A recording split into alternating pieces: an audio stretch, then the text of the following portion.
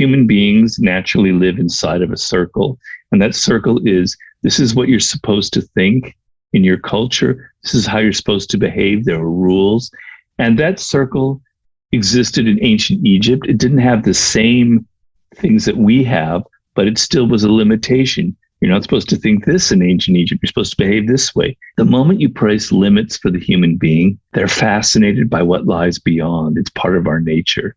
We like what's supposedly transgressive. We're not supposed to go there. We want to go there. I'm saying that what lies outside that circle is what I call the realm of the sublime. And I want people to begin to think outside of that, to expand their minds, to expand their consciousness, to not live in the sort of narrow little world of your smartphone, of what people are telling you how you're supposed to think and feel, but to expand your mind to other possibilities of looking at the world. Welcome to the Pretty Intense podcast. Thank you very much for joining.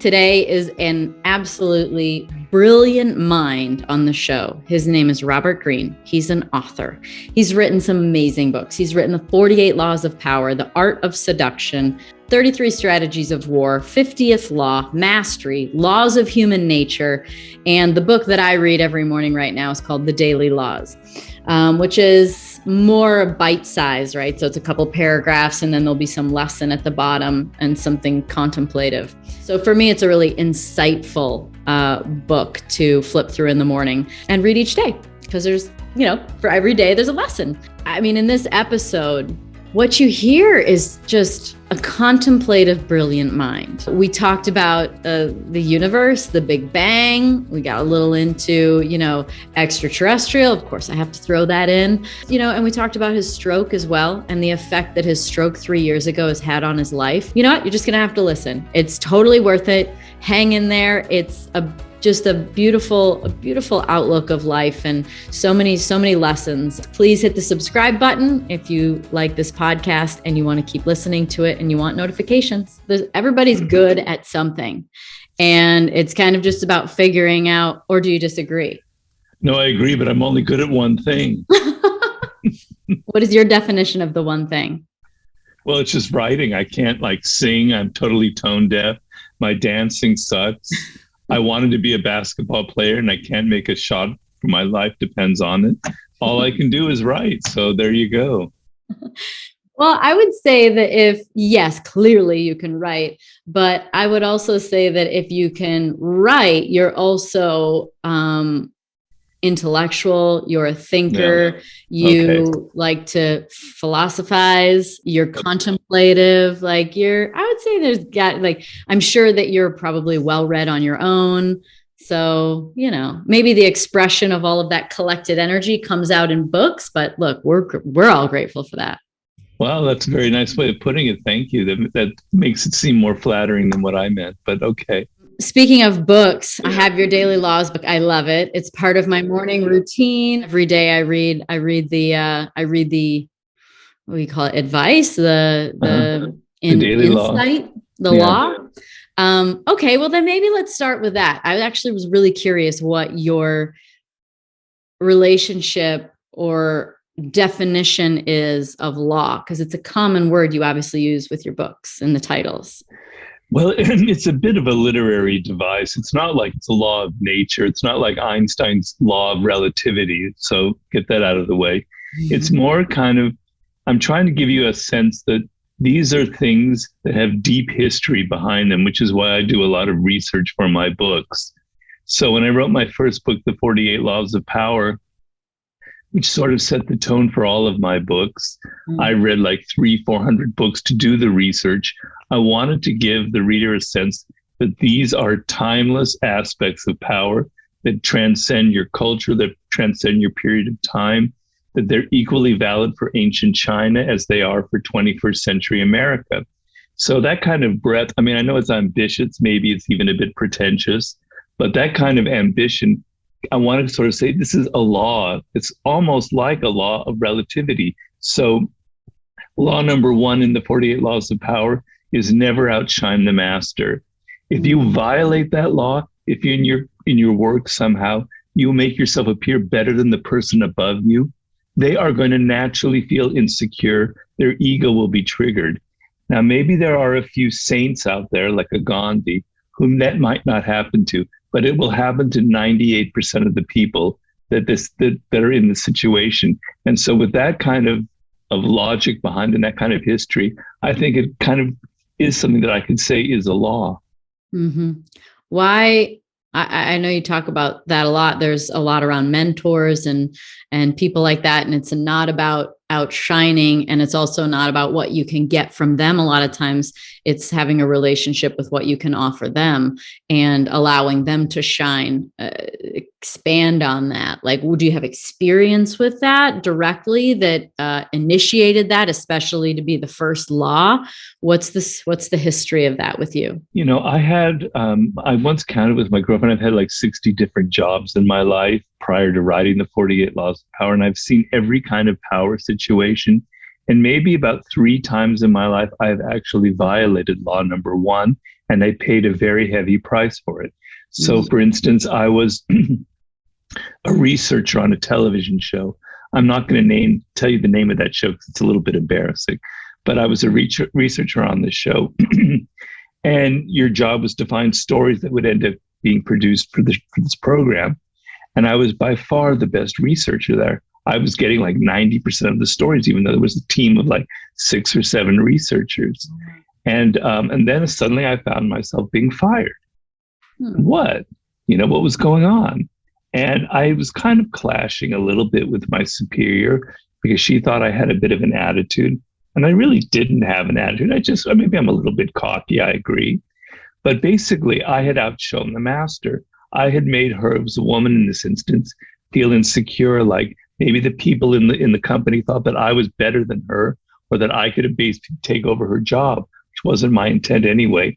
But I got fired, and nobody tells you when you're fired for that you inadvertently tripped up this person's ego, because nobody likes to admit that. You're fired for other reasons. You had an attitude, you didn't show up on time, blah, blah, blah, blah, blah. The truth is, it was about ego, right? You had outshone the master. And when you don't know why you're fired, it's very painful. Yeah. It was very painful to me. It was very emotional. And slowly I kind of figured it out. But it happened in other times as well, because I always thought when you go to work, it's about the quality of the work that matters, not about how people feel themselves, whether they feel secure about their position or not. I thought it was just about getting results, but that's not the case. So it's law number 1, because I have had so many people tell me about very painful stories in their life where the same thing has happened. A lot of musicians, very famous people in the rap industry, because I have a lot of rappers who are fans of my books, athletes, etc. It's an incredibly common theme. It goes back to the Bible. It goes back thousands of years. So it's part of human nature, and that's why I made it law number 1. What do you do if you're you going back to that point in time where you were, it sounds like, overqualified for the position, or exceeding all the other talent, including the boss? What do you do in that scenario? Well, that's a great question. And that's what I talk about in the book. So you have to be careful. You have to be aware of this. So I tell people, you assume that the person above you, your boss, and we all have bosses, no matter if you're the president of the United States, you assume that this person, because they reached this position, they don't have insecurities. They must be very powerful and very confident, because that's what goes with being a leader. But it's actually the opposite. The higher up you go, the more insecure you become. You don't think that people are giving you the respect that you deserve. You're extremely attuned to how people are judging you or looking at you, right? And so you inadvertently trip up their insecurities by assuming that they don't have any insecurities, right? So the first thing is to be aware that it's a human being that is your boss. It's not like some machine, and they're just like any other human being. They have an ego, they have insecurities, they have all these other kind of flaws in their character. So first be aware of that, and then find ways to kind of diffuse it. Perhaps in that situation with that woman, I could have been less cocky. I could have been a little less arrogant. I could have said, I didn't really find these stories. It's your help and your mentoring me that led me to them. There were ways give them credit. So you kind of diffuse it. It doesn't mean that I have to start doing a bad job. I never advocate that. Mm-hmm. But there are always ways to make the other person feel secure about them. Sometimes that might involve a little bit of a white lie, but sometimes it's the truth, you know? She did help me at one point. She did give me some good advice. I could have handled the situation better. I want you to get people out of the idea that it's always the other person that's to blame for the problems that happen in your life. You are often responsible for things that happen. Like I was responsible in that situation. And if you look at it that way and you go, what did I do in that situation that was wrong? What can I correct? That gives you power. If you assume, oh, she was just evil, she was just, something's wrong with her, then I just have no power in that situation. I'm just a victim. But I can see what I did that was wrong, and suddenly I can correct that. Mm-hmm. Have you ever had that happen to you? Yeah, not probably in a job. I have had quite a unique sort of job trajectory. I sort of self-employed, but also like I was kind of always the point person being a race car driver. Like it was up to me to be taking charge. But did some people resent your success and think that you hadn't earned it, that you were kind of outshining some of the actually that probably was the case early on in my IndyCar career. People were a little bit offended with all the attention and so I've also probably experienced it the other way where someone comes in and they try to sort of like outcool you or outshine you in some way. And you're like, look, back it down, kid, you know? Exactly. So yeah, I think that's putting thought to it. Yeah, you're right. That is a common experience. But I think that the thing that you said right at the end, that is something that I think we should talk about, is this blame game that we play all the time, or most of the time, and most people. And I'm totally guilty of it. I'm sure everybody is, at least on a regular basis, until there becomes some sort of like shift or awakening within you that, wow, everywhere I go with problems, there I am. So what is it that makes us like that? Why do we blame people? I mean, I think about attitude. That's a lot of you talk about attitude a lot. What is the source of that blame game we play in our lives? Well, it goes very deep into human nature, right? Because the feeling that I am to blame causes all kinds of self-reflections, like what is it about me that's wrong? Is there something essentially wrong with me? Mm-hmm. So it's much easier to focus outward. We're not designed by the way our brains are created or wired, which is something I'm going into for my next book. We're not wired to reflect on ourselves, to reflect on the brain itself, to reflect on our own functioning, to reflect on our own emotions. If you study neuroscience, our emotions are actually disguised from us. We don't see the source of them.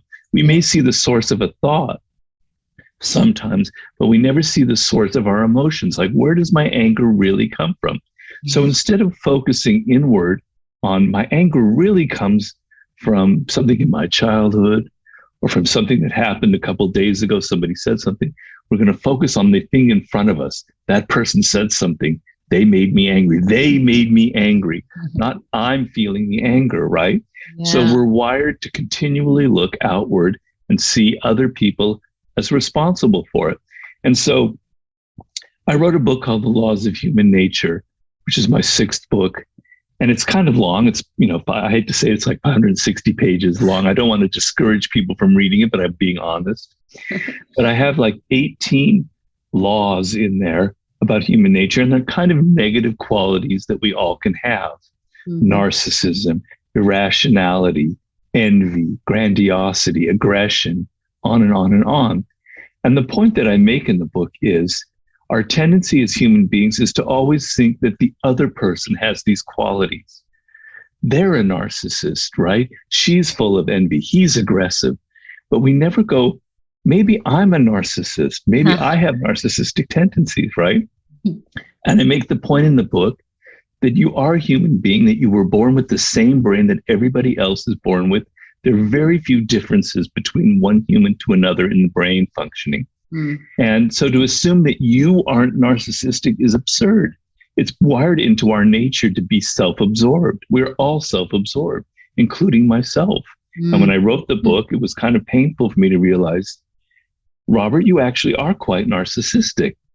But it's not natural for us to think that way. We always want to point fingers at other people because that's so much easier. And we're creatures that like the easy way out. I have a theory, and that's human nature is to do the minimum. And everyone's minimum's different. My dad was pretty tough on me, and, my minimum was different than someone else who maybe didn't get grounded for something. And, but right. Human nature is to do the minimum, which is why I feel like you see second and third generation kids within wealthy families, like the minimum gets pretty low. Like there's a lot, you don't have to make it yourself. There's a fallback. This is definitely part of the human condition to deflect and protect ourselves. Like I think that's kind of, the ego coming in again to negate against pain. Are you saying that there's an aspect of narcissism within everyone, an aspect of a monster within everyone, an aspect of jealousy? Are you saying we hold all of these aspects? It's just what we put what makes someone have more narcissism or more anger or more kindness? What makes that pie get broken up differently? Well, I maintain, first of all, some narcissism, there is a genetic element to that, no doubt. And there's also an element of early rearing, right? Your attachment theories, how your parents related to you. So there is kind of a background. I'm not saying that everyone's equally a narcissist. There are clearly what I call deep narcissists. And I have a kind of an image that I've created where, let's say, at the high point, you are completely empathetic. You can get outside of yourself and think completely of another person, be as kind. I can get inside your mind. And at the bottom point, at zero, you are completely 100% absorbed in yourself, right? Most of us are at that kind of 50% line, right? And if painful things happen and we're upset, we can kind of dip below that and become more self-absorbed. If we're happy and we're in a good mood and we're in a relationship and things are clicking, we can get out of that and rise up to 70, maybe 80%. Some people from very early age are locked into like that 20 or 30% position because they had parents who abandoned them, who didn't give them the proper attention, etc., or they had parents who suffocated them. They didn't have the ability or the space to create a solid sense of self. So when we have experienced some kind of painful situation, the first thing is we retreat inward, right? That's our first instinct. And we want to protect ourselves, right? But if you have no sense of self to retreat into, if it's kind of all fragmented and you don't feel like there is anything solid there, your natural instinct is to get angry at people, to find fault with them, to attack them, to go into what's called narcissistic rage, etc. So some people are at that lower point and other people are higher. In that case, a lot of it has to do with childhood, early childhood. But the point that I make in the book that applies to all of the things that you mentioned, all of the laws, is your degree of self-awareness. So if you delude yourself and say, no, I'm the one person on the planet that's not a narcissist. I'm the only person ever created who doesn't have any of these tendencies. You can't correct yourself, right? You'll be at that position, you'll be locked through your whole life, or you'll keep dipping down.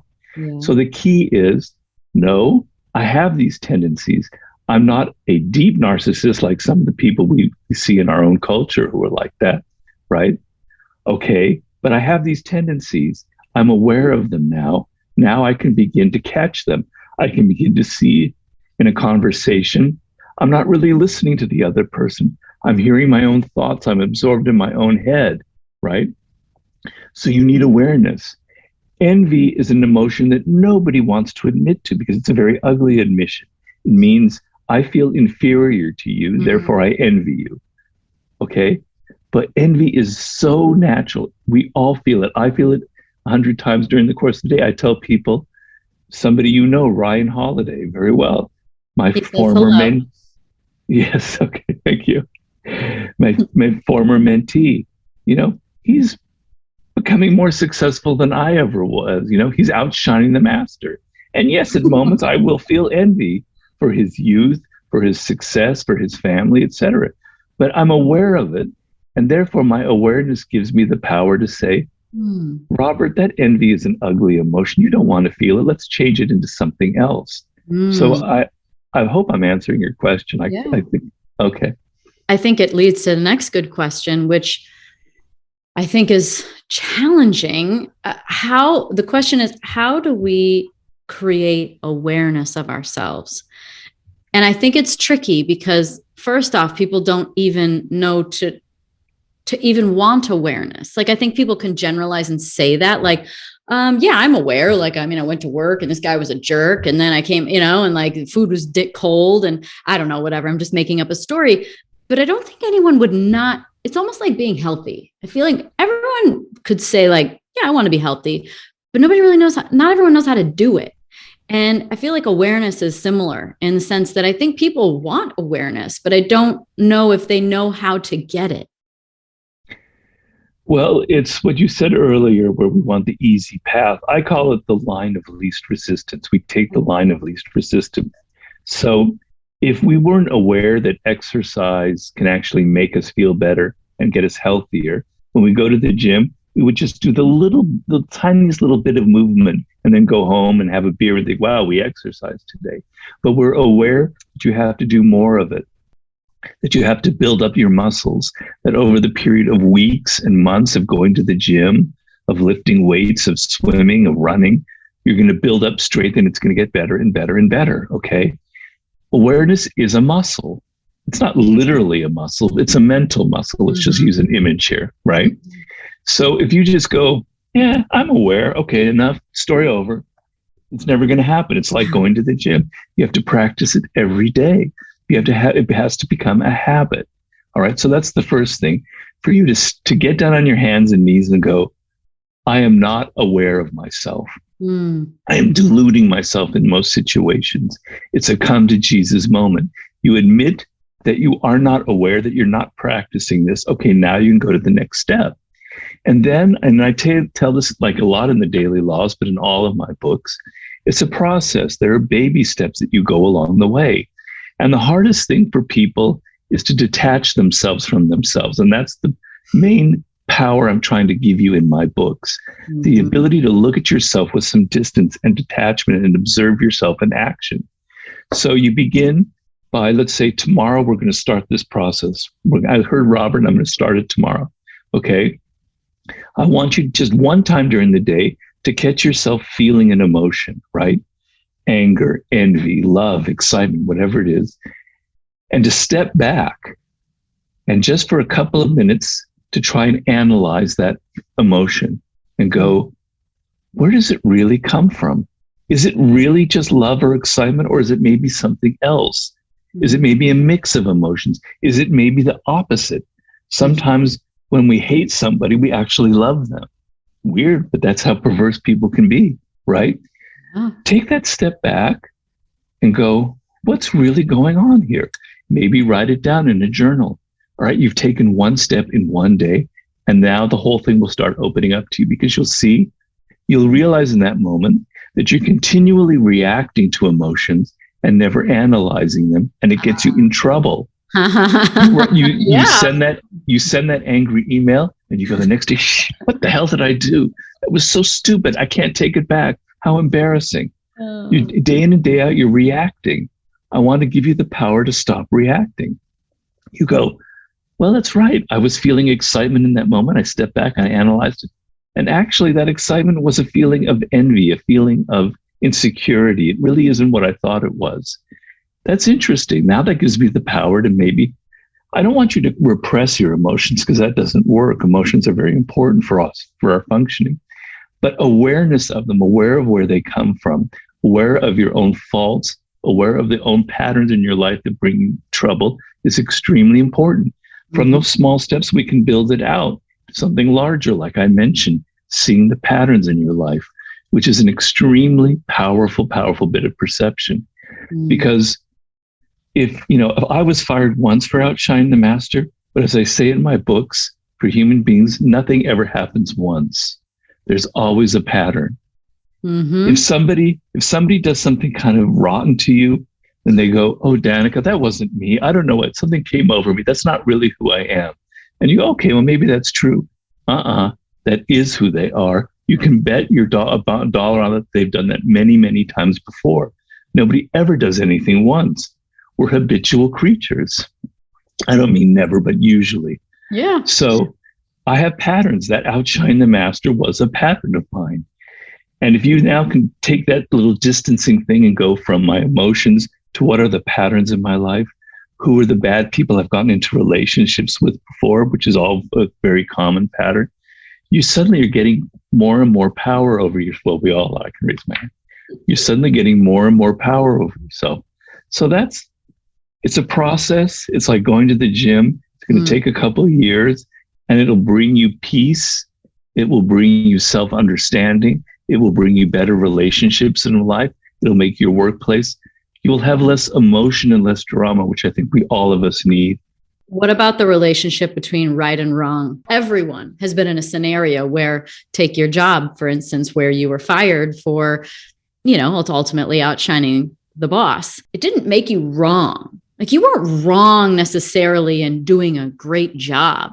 You learned from it. You could do, be a little more, give a little more credit. You could be a little more humble.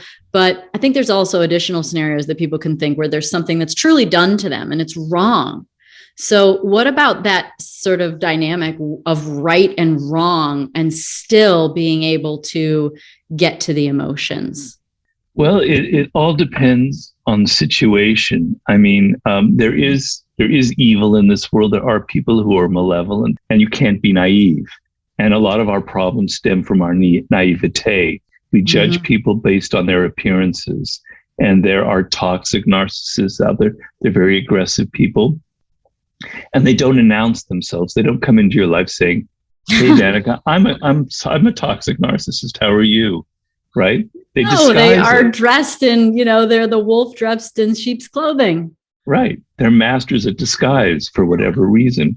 So a lot of what I'm trying to tell you is, the bad people in your life, okay, they're bad. You're not going to get rid of them. They are truly evil. They are wrong. They are not right. Right? When they do something to you that's bad, it's not your fault. I'm never going to say it's your fault.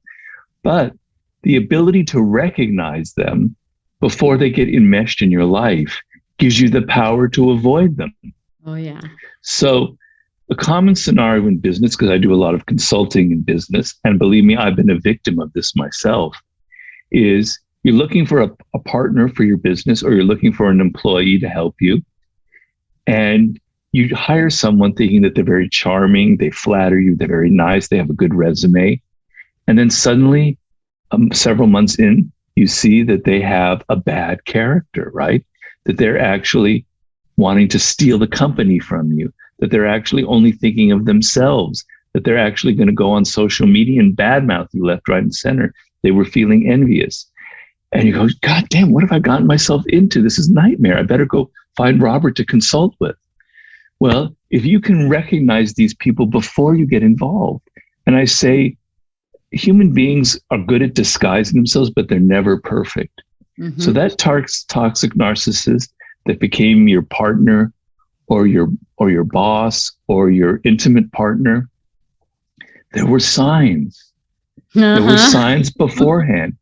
You just weren't paying attention. I'm not blaming you for their evil, for their wrongness. I'm blaming you for being naive and not being wary enough and not recognizing the signs.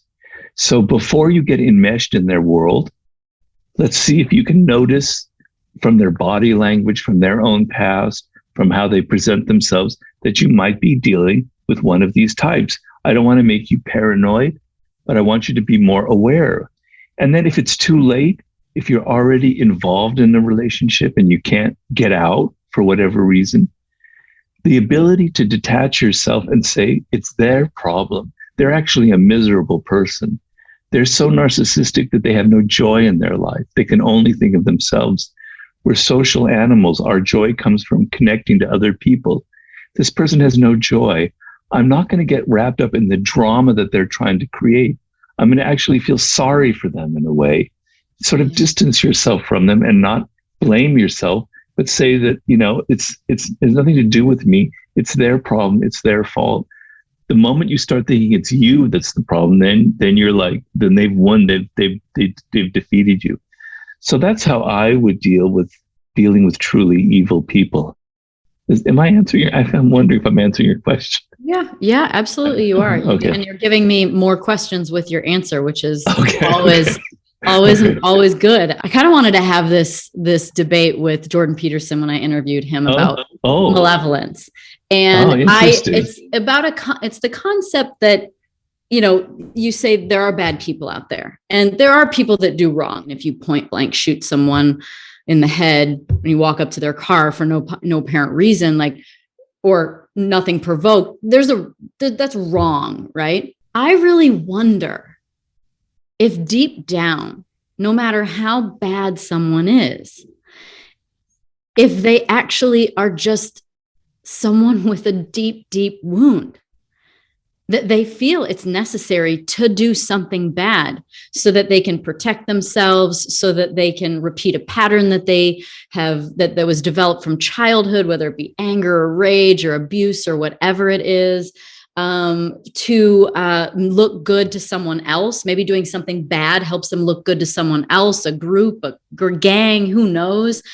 And so it's something I think about a lot. And I'm curious your perspective on that, because in my exploration of human nature is that we get programmed, and we have examples in our life proximity that really program us in really destructive ways. And we're trying to protect ourselves and survive every day. So do you really think that there are truly bad people out there? Or are they just wounded people? It's a fantastic question. And if I absolutely knew the answer, I would be a multi-billionaire. I would be able to solve all human problems, because it's a debate that goes on endlessly between neuroscientists and education people and sociologists. Is it genetics? Is there such a thing as a bad seed, which is the word that we used to use, someone who was kind of born that way? Or is it just early rearing? Is it just a wound? And I don't think it's either way. I don't think it's black or white. I think that it can be a mix of things. So there was a very famous female psychoanalyst in the 1950s named Melanie Klein. And her thing, which was so brilliant, was she psychoanalyzed infants and toddlers, right? And she determined that there are children who are born who are greedier than others. And she noticed that the way that they would be breastfed, they would be hanging on with their teeth, they would be biting, they would be breastfeeding with such energy that was much more than another baby. Now, there's no way that this could have had anything to do with how they were reared, because they were showing this at 2 months old, right? It was genetic. She called them the greedy baby, right? Mm-hmm. Some babies were born with a more greedy, aggressive energy. So there is a genetic component, right? But we can't deny that in a lot of cases, there is a deep, deep wound that comes from early attachment. Is there something inherent in human nature that can make us have propensities to evil? And I have a chapter in the Laws of Human Nature on the dark side of human nature. And I try and make the argument, like I did in all the other chapters, that we all have a dark side. It is part of our nature, and it comes from a very simple reason, the way that we were reared. When we're children, 2-3 years old, we're a complete person. We can be a sweet little angel, and the next moment we can pull our sister's hair and do all sorts of mean things and beat people up, right? We're not socially conditioned to fit in perfectly. We just have these emotions and we act on them. And then as we get older, we're told, Robert, you can't act like that. You can't pull your sister's hair. You have to be nice and sweet. You have to be nice to your teacher. You have to be a good student, blah, blah, blah. And all those kind of aggressive tendencies that boys and girls equally have, right, get pushed down. No, I have to be a sweet person. No, I have to be angelic. No, I have to fit in. No, I have to say the right things. People are going to judge me if I'm not. And then slowly you develop a dark side that kind of grows inside of you, right? And festers, and it comes out later in life in kind of antisocial behavior. So the strange thing is we're social animals to the core. We can't survive without other people. But on the other hand, we also have these kind of antisocial flaws that can kind of fester inside of us. So we need to be aware. But the thing is, let's say that someone is deeply wounded. Let's say you happen to be in a relationship with one of these people. And I maintain, someone pointed out to me that there's a statistic about how many kind of criminal minds are out there in the human population. And they said 5%, which seems a little bit high, but maybe it is, right? Okay, so there are 5% of people who have that genetic component and they have maybe early childhood issues. And they are, they have a criminal, antisocial mind, what we would now call a sociopath. Okay. So if you're involved with them, the worst thing that can happen is you understand them so well that you let your guard down and you don't realize that you need distance from them, right? So they have to have limits to your empathy. You have to protect yourself from people like that. And you can't fall for the idea that you can be the one to change them, right? There are some people who can't be reformed. You are not a social worker. You can't necessarily change these people. So the idea, and I talk a lot about this in the Art of Seduction, about the common scenario of the man who's a rake, who's a serial seducer of women, right? Mm-hmm. And he's actually kind of cold in his core. He's going to dump you at some point. And the worst thing that happens to women in these scenarios is they go, I'm going to be the one that reforms him. He's got this bad character trait. We've all done it. He's evil. He's a serial seducer. He can't love. I'm going to teach him how to love. He's going to love me. It's not going to work. He's got you under his power. People can change, and there are many examples of prisoners or criminals who've reformed themselves, and it's an amazing, beautiful story. But it takes a lot of work, and it takes like people who help them, very deeply. So you're not, as an individual, going to be able to do that. But you have to recognize that there are people out there who are kind of born that way, and there's almost nothing you can do about it. What if you have someone in your life and they're necessary? They might be the parent of your child. They might be a parent themselves, your parent, a brother, a sister, maybe it's a boss even. So What do you do in a scenario where there's someone like that that's difficult and, you're not going to change them and you shouldn't try, but you have to deal with them? There are strategies where you kind of lessen them. And I don't mean to say it's impossible to change them. Some people aren't really open to change, but let's say it's a sibling, right? Who you're fighting with and you've never gotten along with, and you have to see at Thanksgiving and Christmas, and there's all this tension between you, and they're causing all kinds of feuds within the family, etc. Mm-hmm.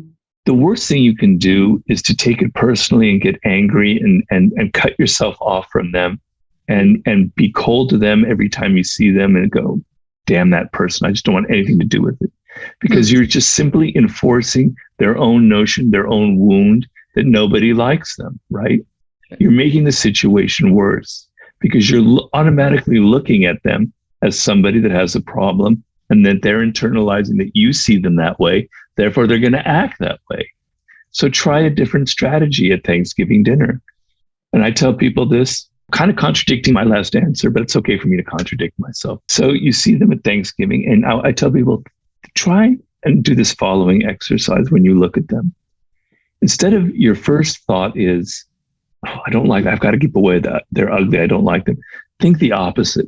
Go, let's just give that person a name, Gary. Gary's a good person. He's a nice person. He was wounded in childhood, but he's actually got a kind heart. There's something good about him. Just don't even say it. Just think it. And you'd be surprised how the thinking is communicated to the other person non-verbally. Whereas the thought, God damn, I can't stand Gary. He drives me crazy. They're picking it up. They're picking it up, right? Because we feed off nonverbal communication. Yeah. And then you start treating them differently. You start trying to, what I call entering their spirit. You try and reflect and mirror them. They have these certain interests that actually don't interest you at all. They love like gory horror films, which you can't stand. You kind of go out of your way to sort of say, yeah, I kind of like that film, or to enter their world. Because when you have a deep wound like that, what happens is people sense it and they treat you differently, and they kind of keep you at a distance. And suddenly you develop this crust around you where you don't let anybody in because nobody wants to talk to you really about anything that matters. You want to break that crust down. You want to enter their world, enter their spirit, and begin to let them relax a little bit around you. So feeling that and going through those motions, you're not going to change this person and make them, the ideal that you would want for a sibling. But maybe you can break the ice, and maybe some communication can open up, and maybe that family dynamic can begin to change. And there are brilliant family therapists who have operated on this level, who've done some miraculous things with the black sheep of the family. That's exactly what I was thinking about. Is it feels like I'm reading The Body Keeps the Score. So I'm reading about a therapist, great book, therapist perspective as he deals with loads of different kinds of trauma. And the most recent story was just about someone going apeshit in the office at first. And it was like, they were looking for a repeat. They were looking for someone to respond to them and probably say, get out, right? Or I'm not going to deal with this.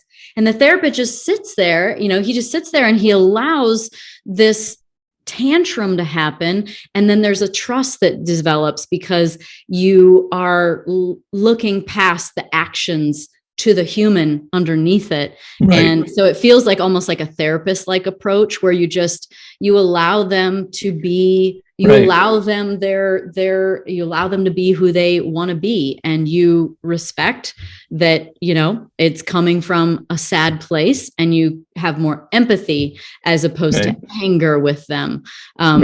Yeah, great book. But I also was thinking about the fact that you were talking about nonverbal. In my opinion, I think this is a direction culturally we need to go, is to continue to be able to get to ourselves, to awareness, to our feelings, and to our intuition. And so I was thinking about, the story of the baby and, being a greedy baby at just, a few months old. But from my researching, especially from Bruce Lipton, that the human subconscious is programmed from, they say, the last trimester of pregnancy on. So it feels to me like there's a possibility, and I don't hear you arguing. I hear you saying you're not sure if there's true malevolence or not. But it seems like there are supposedly some studies that would sort of say people are genetically different. But I wonder if instead of it being sort of a participation in actions, it's an energetic exchange that creates the monster, the greedy baby. You mean the baby in the last trimester was picking up something from the mother? Mm-hmm. That's an interesting theory. I've never heard anything about. I don't know how anybody can prove it, but I'm sure there is some, because they've done studies where the mother plays certain classical music or certain music for the baby, and it in the last trimester, it has a definite effect on them. So I'm sure there's some validity to that. Yeah, but I still would maintain that there's probably a genetic component that is underlying it even then. Yeah. That even prior to that trimester, there are things that are going on that are underneath there that we'll never ever really know. I mean, if you study human nature and psychology, like the people you've referred to that great book, I'm not on their level, but I've studied it for many years. You develop a bit of humility because humans are so complicated. And if you spend 1 minute analyzing yourself and analyzing the degrees of emotions you can have in 3-minute period and how your mind will go from this, that, and the other, you begin to appreciate the incredible complexity of the human being, which is why I'm very skeptical about things like artificial intelligence, because I don't think you can ever replicate the incredible complexity of the human brain and the incredible complexity of our nature, how we can feel things and understand things, not through necessarily rational appreciation, but through intuition. Mm-hmm. Intuition is an incredible part of our knowledge and our ability to get anything done. You can't program that into machine. So I don't have the answers about this genetic component or not. I sort of am humbled by the fact that there's so many mysteries about human nature that I don't think we'll ever understand, because we're this marvelous creation. The human brain, as I'm discussing in my next book, is the most complex organism in the entire universe. The number of cells, the number of neuronal connections in the brain far surpass the number of stars in the universe. It's an incredible thing about our brains are just unbelievable. So I don't think I can ever really completely understand it. And I come to the subject with a degree of, I'm trying to understand it, and there's still mysteries that I'll never be able to solve. I think that's part of the human experience that makes it interesting yet frustrating. And so it kind of leads me into asking about this book, because I think I heard you, it's based on basically the Big Bang, right? And sort of the trajectory after that. And is this correct? And like trying to understand and explore people's limited thinking. Is that right? Is that the book you're alluding to? My new book, what I'm writing right now? Yeah. Yeah. I mean, I have parts of it in the Daily Laws in the month of December. Well, basically, it's a book that I call It's About the Sublime. And I have this idea about human nature that I've had for many, many years. And the idea is that I kind of compare it to a circle, that human beings naturally live inside of a circle. And that circle is, this is what you're supposed to think in your culture. This is how you're supposed to behave. There are rules, there are conventions. You're not supposed to think these kinds of thoughts. You're supposed to think these other ones. And that circle existed in ancient Egypt. It didn't have the same things that we have, but it still was a limitation. You're not supposed to think this in ancient Egypt. You're supposed to behave this way. It's changed the content, but that physical reality is the same. The moment you place limits for the human being, they're fascinated by what lies beyond. It's part of our nature. We like what's supposedly transgressive. We're not supposed to go there. We want to go there. You've ever had a 2-year-old? You say, no, don't do that. Or a cat, don't go there. That's where they go the moment your back is turned, right? Not to say that cats have the same nature as humans, but they kind of do. Anyway, so I'm saying that what lies outside that circle is what I call the realm of the sublime. And I want people to begin to think outside of that, to expand their minds, to expand their consciousness, to not live in the sort of narrow little world of your smartphone, of what people are telling you how you're supposed to think and feel, but to expand your mind to other possibilities of looking at the world. So I explain in the first chapter about the Big Bang and the cosmos and the story of the evolution of our universe. And first of all, if you explore it through physics, it's a lot of science. It's the most insanely amazing, beautiful story that you could ever put together. It's so unlikely the way things ended up becoming the way they are, to see how stars evolved, to see how our galaxy evolved, how our solar system, how the sun was born, and then how the Earth broke off from this kind of big block of rock, and then how our Earth collided with another planet, some, I don't know how many billion, 4 billion, early on in our history, and that collision created the moon. And, it's an unbelievably beautiful story. And it'll make you realize that you're thinking here of your own day-to-day affairs. You're only thinking about Instagram, etc. And yet this thing's been going on for 13 billion years. It'll blow your mind. It'll expand your thinking. It'll make you appreciate just being alive. It'll make you appreciate that we have a sun, that we have light, that we have water. It'll change your thinking to expand your mind outside this narrow circle that we inhabit. I have each chapter is about that. I have a chapter about evolution, about how humans evolved, which is another insane story. I have a chapter about ancient history and how old religions had a different way of looking at the human being that are incredibly interesting and beautiful. I'm writing a chapter now on childhood and how the world of children and their minds are very different from adults, and how it's extremely exciting how you once used to think when you were 3 years old. You have no access to how you were thinking when you were 3, because it's so different from how you think now. You're not even aware of it.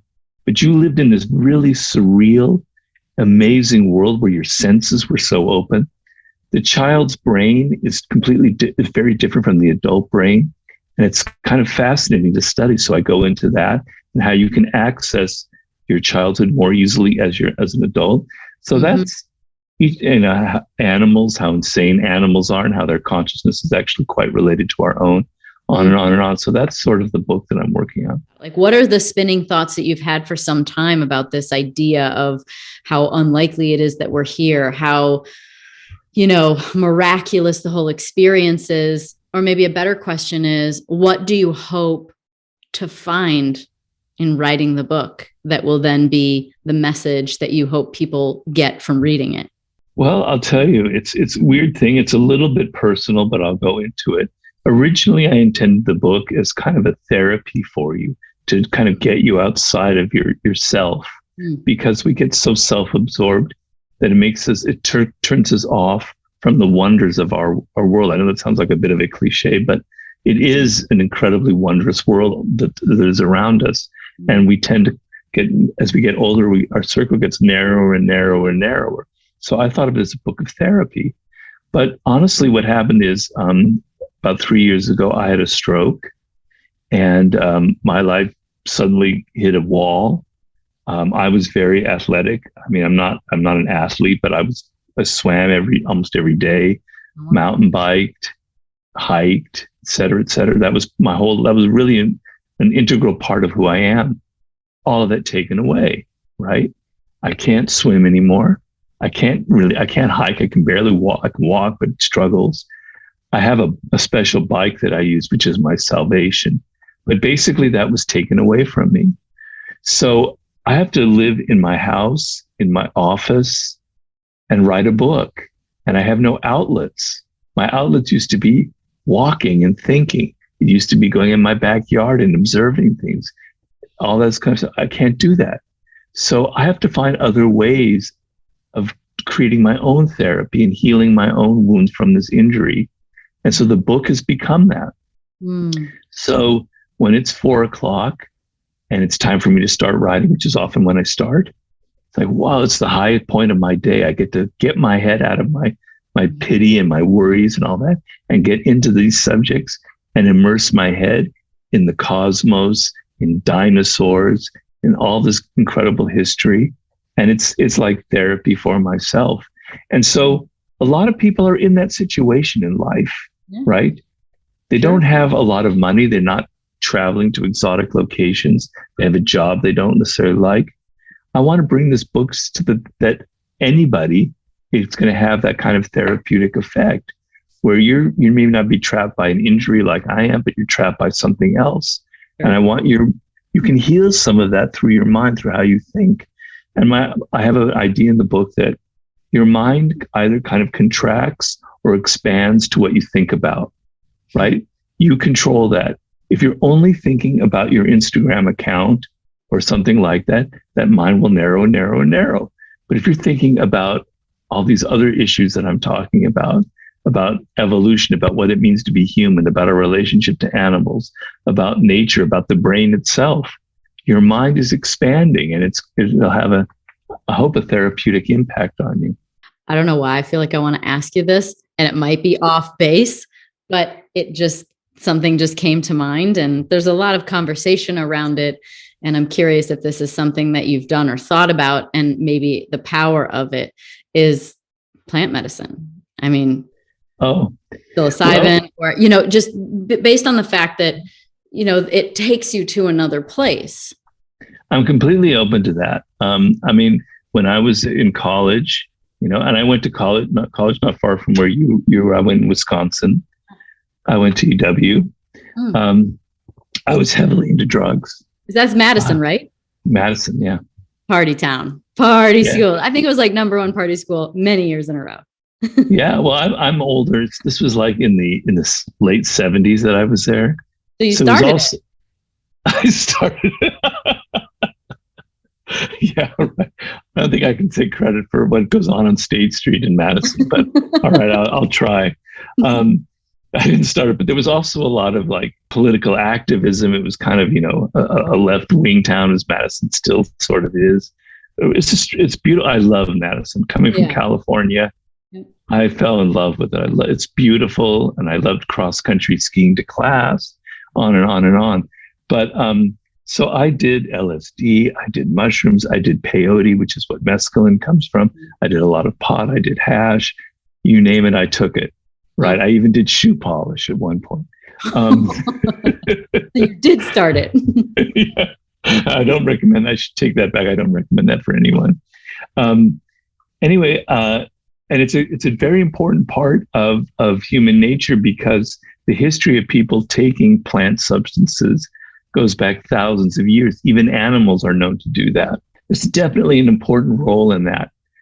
I don't know at my advanced age now, since I passed the age of 60, how well I can handle LSD with the damage I had to my brain that I've had already, because when you have a stroke, oxygen is cut from your brain for several minutes, and that's what causes the damage. So I have lasting brain damage. And it's fortunate that I can write a book, although we'll see how the book comes out. But I don't know if I should be taking a risk with that. And Ryan was saying, no, Robert, don't do it. Part of me does want to do it. Part of me at least wants to take something safe like mushrooms. I'm not going to do ayahuasca because I'm a little bit worried about that. I think I would kind of some demon would be dredged up that I would never be able. I'd never be able to. UW days. Yeah, exactly. Like, Robert, this is why you're here. Yeah. You're from Beloit? I am. I was born in Beloit, Wisconsin. And I grew up just over the border in Roscoe, Illinois. Oh. Did you go to Madison when you were younger? I actually didn't go to college at all. I actually didn't even graduate high school. I moved. Did you even visit? Oh, yeah. Definitely been to Madison. Yeah. I've been there quite a few times. Yeah, it's a really cool town. But you went to England, you said? I did. When I was 16, I moved to England for racing. So that was kind of my college. I left halfway through junior year and got my GED. And it's like, I remember my boss my first real racing boss, Bobby Rahal is his name, who won the Indy 500. And he said this statement: "The youth is wasted on the young." And I've never forgotten that, because now if you saw like all of my notes and my research, and I just consume information willingly and aggressively.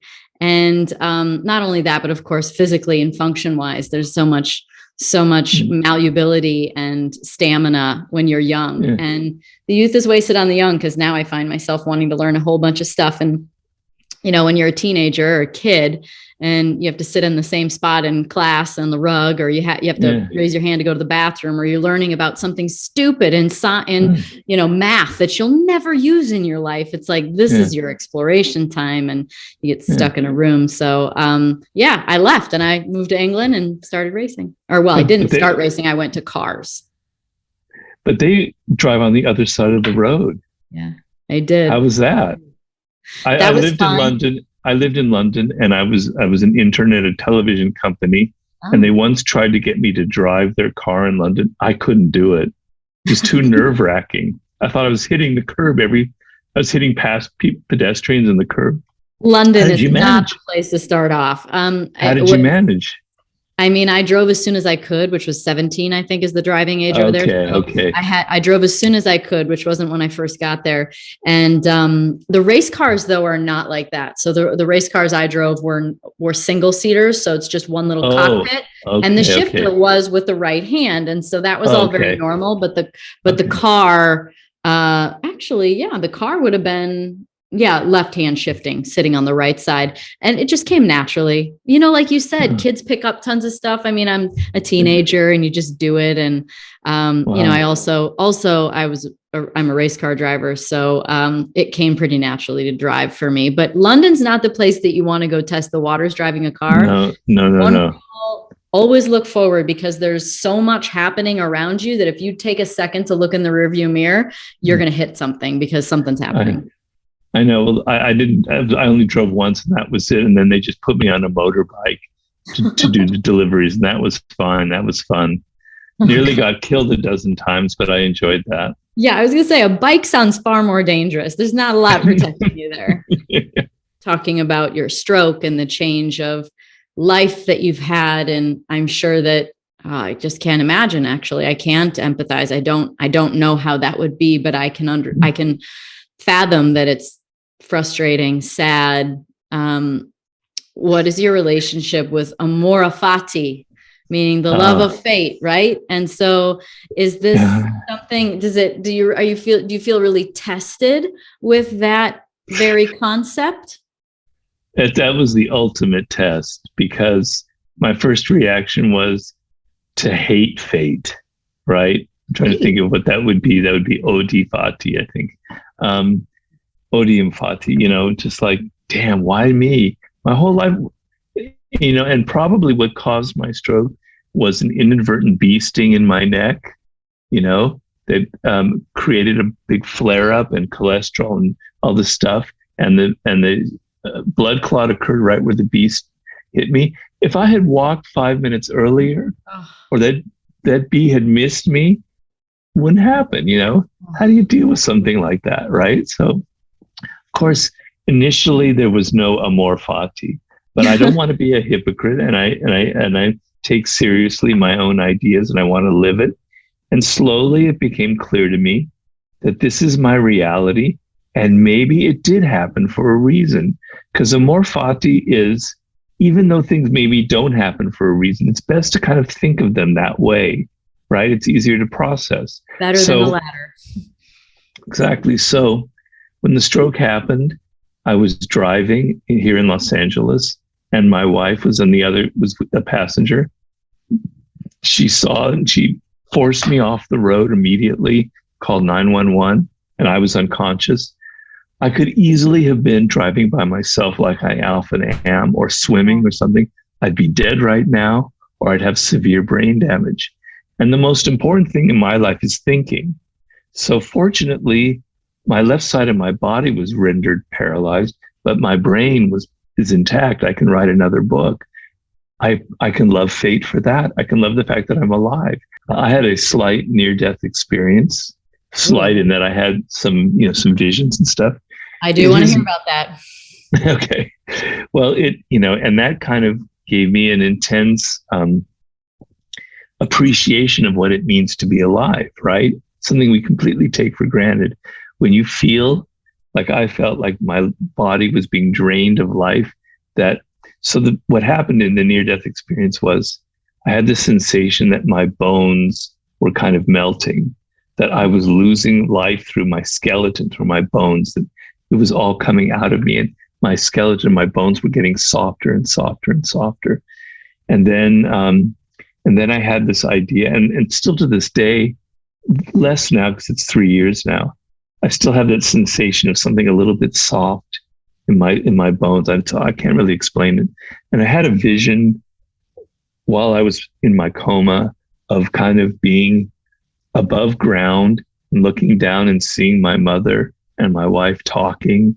And then I was kind of telling myself, it's all right. Everything's fine. They're okay. The world goes on. It's okay. It's okay to leave this world.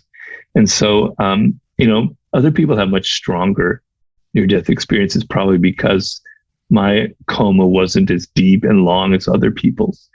But it makes you think about life in a whole different way. I don't think of the world the way I did beforehand, or about people who've never had it think.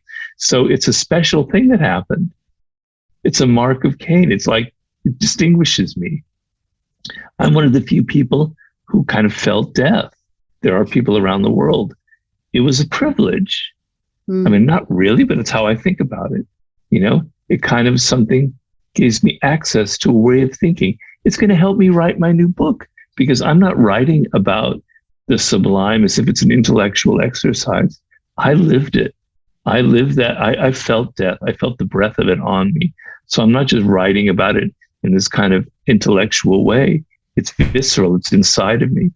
So that's how I go through amor fati. I find the things I can glean from that experience that are immensely positive. And there are other ones, such as appreciating life itself, such as, forcing me to make this the one project that's going to save my brain and make a really great book to help other people who feel the same way, on and on. So that's how I've been able to activate amor fati in kind of bad circumstances. That you changed your perception, and you trained yourself to change your perception, it sounds like. Yeah. I mean, the other thing is, you realize, so I'm a kind of a type A person. I always was I have an injury, I hurt my back, I'm going to push through, I'm going to exercise, I'm going to swim my way out of this. You can't do that with a stroke. You can't, no amount, I do a lot of therapy, but no amount of exercise is going to bring your left leg back to where it was. You have to be patient. So I've had to develop, I've seen flaws in myself to the pre-stroke person. And now I'm learning that I have to become someone who's much more patient and much more forgiving of my body and who I am, and not so be hard on myself. So it's taught me a lot of things about my own limitations and my own kind of flaws. What do you think as far as coming into this? Well, I don't know. Maybe the first question is, do you believe in reincarnation? Because my question is going to lead into incarnating and making choices before you come in. So maybe the first question is, do you even believe in that? Well, I'm kind of a hardcore, practical, realistic person, so I don't necessarily don't believe in it, but it's never been part of my experience. I can tell you one thing that is weird. So I'm not close to the idea, but my major in college at Madison was classics, ancient Greek and Latin.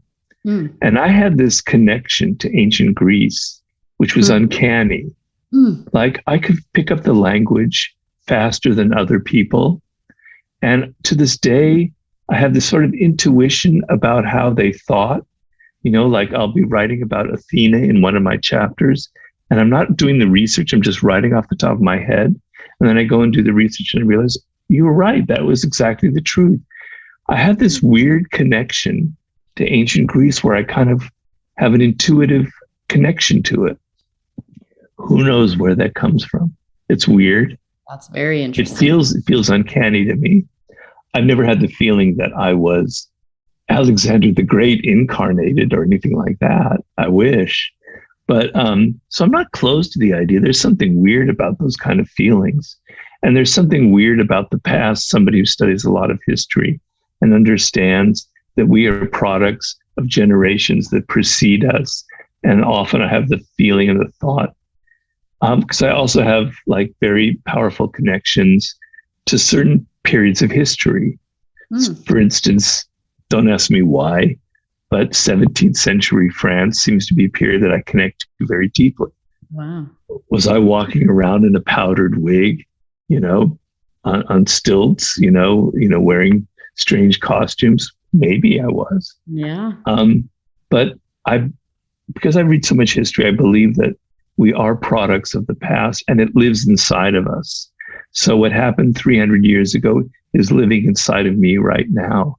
So I'm not closed to the idea. And maybe as I get older, I'll have some kind of epiphany about it. And maybe I will come to that opinion. Like I'm agnostic with it. I haven't closed my mind. I'm open to it, but I'm not yet a believer. Okay. That's fair. I think that's still good enough to ask the question. Okay. Thank you. And thank you. And sharing for that. I agree. There are certain aspects and times and cultures that resonate with me deeply too. So you're not alone. And you also aren't alone in your reaction and how you're like, don't ask me how, I don't know. Like it feels silly because there's literally no obvious connection. And so it sounds kind of just like this deep imagination, and maybe some bullshit, but it also feels kind of true. And so what were the periods in history that you had a connection to? Egyptian, and Mayan, very exciting. Viking. Wow. Those are three excellent choices. I'm not going to give you my self-inflated narcissistic perspective on what I think I was in those times. But I have deep connection to those. And I went to Egypt last year at the beginning of the year, finally. But it's one of those ironic places that I wanted to go from like my late teens for no reason. Like there's no good reason. So I felt very connected to that. And in fact, I leave on Saturday for Mexico again. Where are you going in Mexico? Yucatan? I'm going. Yeah. I've gone to Tulum many times. Me too. Yeah. What do you think? Oh, I love Tulum. It's a little bit weird now. I hear there's Yeah. been some crime and Yeah. everything, but there's a hotel I can't remember that we stay on at the end of the beach.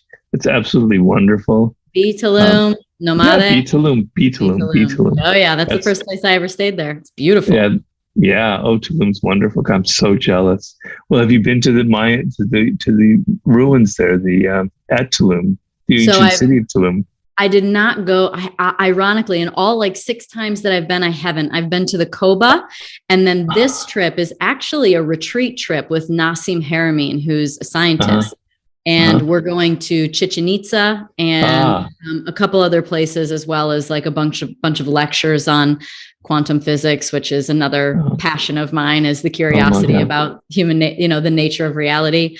But we're staying in, I think, Playa del Carmen this time. It's just a little further north, but I feel very connected to that culture for some reason, and I don't know why either. And then Viking, I feel like I was literally on the front of a boat, like telling the guys what to do. I was in. Have you ever been to Norway? No. Oh, Oslo. They have a Viking museum there. I'm Norwegian. My mom's 100% Norwegian. I'm half Norwegian. You're from Wisconsin. What would one expect? They have a Viking museum in Oslo.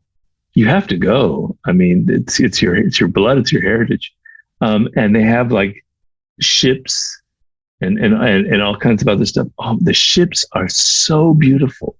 They're like incredible works of art, So the question being, that we've covered that maybe there's some sort of intuition on other sort of life cycles, is that there's another theory that we choose our life, we choose our parents, we choose our challenges, we choose these things. And we're sort of like also like a evolutionary soul, right? So we're continuing to pick up where we left off in these cycles of life, and we come to learn the lessons and expand. And that source energy itself is this fractioned off energy that wants to know itself, and so it's doing that through all of us and every other thing in the universe to know itself, and to expand, right? And so it's expansion and learning. So what other better way to learn than to come in to a life again and choose the challenge, choose things that are going to create growth.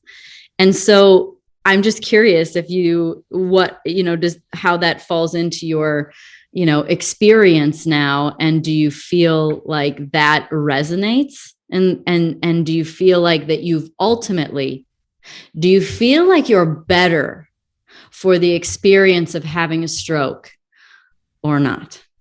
Well, I am better. I mean, who knows what would have happened if I hadn't had one, because I was heading down the path. I'd probably be dead by now. So there's that way of looking. Why? Yeah. Because I worked so hard. When I finished The Laws of Human Nature, my stroke occurred 3 months later. I had driven myself to the near death. I was so exhausted and so stressed. I just destroyed my body, literally shredded to pieces by thinking and working too hard. So I was headed down a wrong path, and life was kind of teaching me a different way to go.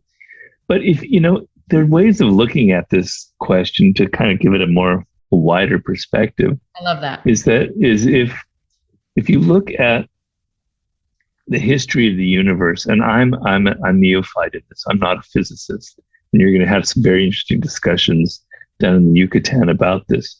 But if you study, starting with the Big Bang, and this is my first chapter, I kind of take you on a journey through everything leading to the present moment in our cosmos. Amazing. If you study the Big Bang itself, and then how stars the first star came to being in this universe of incredible heat, right? Because the Big Bang generated insane amounts of heat and it was expanding at this rapid pace. The first star that came and what it came out of, and then it exploded, and that there was the first star, and that how that star exploded and created other stars, and then how galaxies were formed, etc., leading up to our sun, and then to planet Earth being exactly the right distance from the sun for life to evolve, and water arriving here, probably from comets and asteroids, right?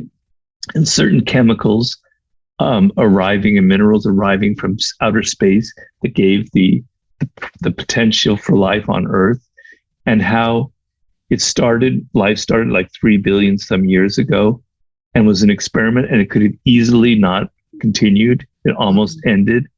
And then on and on and on through what they call bottlenecks of evolution, where if this hadn't happened, if this had moved one direction this way, vertebrates wouldn't have evolved, multicellular creatures wouldn't have evolved. If that comet hadn't hit Earth in the Yucatan, dinosaurs would still be roaming the planet. If you stretch that all the way to humans, you begin to have this weird sensation that it almost seems like it was meant to happen for human beings to evolve, for consciousness to evolve, so that we could piece together this entire story. I mean, the piecing together of that story is one of the greatest things ever. I often lose faith in humanity for various reasons, but when I look at what people have been able to do in things like physics to understand, like the Big Bang itself, it gives you the feeling that maybe it happened for a reason, that this was what it was all heading towards, was the creation of consciousness. Maybe there's the same, obviously there probably is on other planets, and they could say the same thing, but that it gives you a sense that maybe it was meant to happen that way, because it's so weird. It's so unlikely that asteroid hit planet Earth 65 billion years ago, or whatever, 67 billion years ago, and wiped out the dinosaurs and created a space for mammals to evolve. It's so unlikely that, how could that have been? Maybe there is something behind it. Yeah, I think that answers it in a beautiful way that is hopeful. I guess it makes me follow up with one more question in this sort of outer space realm. Okay. I love outer space questions. Good. Me too. The assistance or intervention of extraterrestrial in our existence as humans. In your research of the planet itself and evolution and then humans, do you feel like that there has been intervention? Or do you feel like they were part of the reason why we made it? I don't know. Once again, I'm agnostic. I remember I had a brother-in-law years ago who thought that there were extraterrestrials that had intermingled and that he was descended from them, and he was an intellect. He was like a professor. Wow. So, and I thought, wow, that's an interesting thought. And then if you read about the Dogons in Africa, they're an amazing story because they have drawings in their caves and petroglyphs that seem to be very accurate depictions of something coming from outer space, right? And it's very uncanny, their knowledge of the universe. I have a book called I think it's called The Science of the Dogons. I don't remember which. I can send you the link later on, where they have theories about the origin of the universe that are very uncannily similar to the Big Bang. They had ideas about energy and about quantum physics. I forget which idea, that were just remarkably prescient and ahead of their time. Where did that come from? I don't know. But there's another theory, because I am going into the alien idea, obviously, from my book, which is that because life was so unlikely to begin on planet Earth, that we had to go through hundreds of these little bottlenecks to arrive at this particular moment in time, right? And that it is by a fluke that Neanderthals didn't survive instead of Homo sapiens, et cetera. What would that look like, et cetera? There's all these other kind of things. So we had to go through all of these weird little hoops to get to where we are now. And the odds against it are so huge. It's possible that there's nothing ever like it in all the universe. There are people who believe that life is so unlikely the way it came about, that it's possible, like planets like Mars, where they maybe had life originally, like here there was water, and then because of that one little thing that went wrong, like it could have here, the planet completely dried out and became a frozen planet, or Venus became a completely hot planet and life was destroyed. That is the more likely scenario throughout the universe. And then the other thing is to travel immense distances, like light years, to get from outer space to planet Earth requires very lengthy periods of time. So we're talking about people who would have to be living thousands of years to be able to reach the end of their journey, unless they had developed a form of speed that is beyond our comprehension. So if there was alien life, it's probably silicon. It's probably robotic life. Sure. They created robots to travel thousands of years and arrive at planet Earth and mix with the Dogons and teach them this or that, the other. That's a possibility. But the other thing is, maybe it never happened and maybe we're alone, which is a scary thought. And makes it even scarier if we're going to mess it all up and destroy our planet, the one experiment in the universe. People argue, geophysicists, astrophysicists go back and forth on this, and I don't know if they'll ever solve it, but some believe that it's highly unlikely that there wouldn't be conscious life in the universe, and others believe that it's highly unlikely that there would be. So I'm not committing myself. I know that seems kind of cowardly, but moments I feel like there has to be something out there. There has to be some kind of extraterrestrial life form. But the scientist in me wonders, is that even really possible given all that I've been learning? So it's not a very satisfactory answer. I'm sorry, Danica. I think that part of your gift is this exploration. And also, you're obviously highly intellectual. And so, it takes some research before you commit to something, because that's part of intellect is doing your research. And, I'm asking about what you're writing about on some level. Maybe you won't write about aliens. Maybe you won't write about extraterrestrial intervention, but it's in that vein. And this is where you're going right now. Like you're in this phase. So it's just kind of exploratory, and I'm just kind of poking and having fun and asking for your perspectives on some wide ideas. Well, the world is so weird and so mysterious. It's so far beyond our knowledge that it's extremely possible that what you're talking about has happened. So I never like to close my mind to these possibilities, because our minds are limited, the human brain is limited, and there are things that exist that we're never going to be aware of, like what's beyond the edge of our universe. This is a thought that the devils, physicists, and philosophers, or what was there before the Big Bang? Try and think about that one. These are the things that plagued me when I was a kid, that made me know that I was curious about the universe, because I would think to myself as I looked up at the stars as a kid, and I would go, it goes for infinity. And what's at the end of infinity? There's got to be, but there's got to be an end. And if there's an end, what does it look like? And then, so, it's kind of like concepts and ideas and exploring them. We continue to unpack and unravel. And at the rate that, we as humans are expanding, I think Neil deGrasse Tyson said that, is a circle of information. And every time you ask a question outside the circle, the entire circle gets bigger. So there's infinitely more questions, which is ironically kind of the universe. It is expanding at an accelerated rate. So like, it seems as though it's almost similar in nature. We live in a fractal universe, and it's very interesting. That's for sure. And I love exploring these ideas with you. So do I had a lot of fun today. Thank you. Me too. I had a great time. Thanks everybody for listening to the Pretty Intense podcast today. I hope you enjoyed it. If you like what you heard today and you want to hear more, please click on the subscribe button.